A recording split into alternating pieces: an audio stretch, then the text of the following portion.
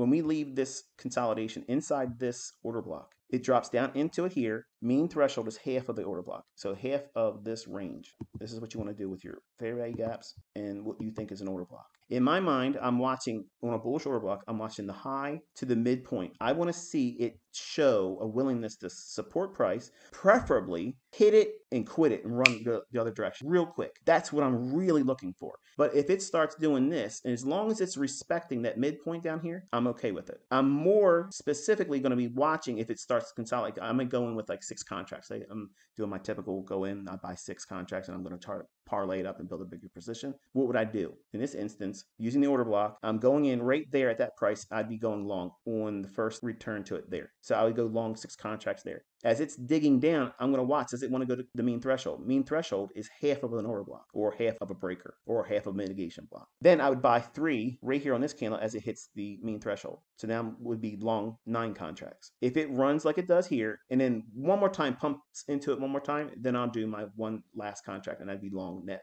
10 contracts. 6, 3, 1. Hoping that I can get the little wick through the midpoint, trusting that it isn't going to go the other side. How can you trust it, ICT? Experience, knowing that it's likely to do what I'm explaining here, and also being comfortable with being wrong, because I can be wrong and be profitable. I can be right and be not as profitable as I should have been. There's a gray area where experience dictates the outcome. When we see this range here, the midpoint of the order block, once it leaves it, okay, once it leaves that, what's this candle right here? This is a propulsion block. It's an order block within this order block. So it's a nested level. I love this formation. I love it. Let me show you why I love it. What's the opening price? What's the opening price on that candle right there? 4029.25.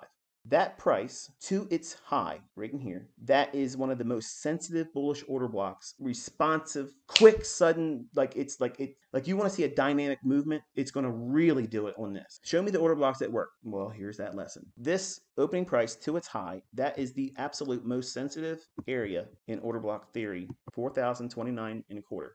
It goes through it. It leaves it on this candle. Does it not? The next candle we open here, what's the low of that candle? 4029.25. Wait a minute. Deja vu. Something different here. No, it's exactly the same.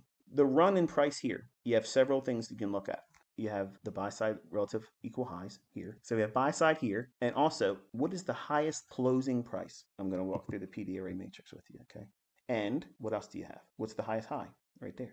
So this high, what have I taught you about that? Wicks are gaps. What? Wicks are gaps. The midpoint of that gap is consequent encroachment. It's 4,036 even. What is the closing price on that candle? 4,036 even. Yes, there's a small little wick. I'm caring more specifically about the bodies, because the bodies are going to tell you the narrative. The wicks are where the damage is done. Does it offer from this point here, buying into the propulsion block, from here to the first rejection block right here? That's the first of your premium arrays. Does it offer 5 handles there? What does it leave? It's a fair value gap, isn't it?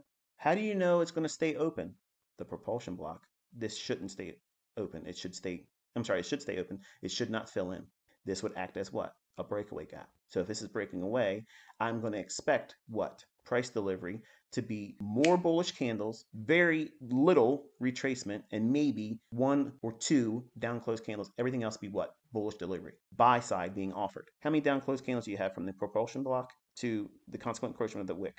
You have 1 down close candle. Why is that important? You need to know the difference between signatures that are going to be favorable for you. If you start seeing a lot of consolidation and down close candles forming and booking in a price run that you're in, chances are you're probably going to get a retracement and come back on your stop loss, or it's not going to go in your favor anyway. So I'm looking at how does price continuously deliver? Is it giving me bullish candles? Is it staying bullish each time? With the exception of this candle here, every candle was bullish. And I'm not worrying about all the little whipsaws back and forth, because I'm not going to ram my stop loss up there, theoretically, because I want to see it do what? I wouldn't even roll my stop up until this short-term high was taken out, because above that is what? A very small pool of buy-side liquidity. Buy stops. Anyone that's short, they would have trailed it from here to here. And then we move back into consolidation. And we're entering what time of day? Noon. That's lunch. Most of the time, you're going to be squaring your position before noon.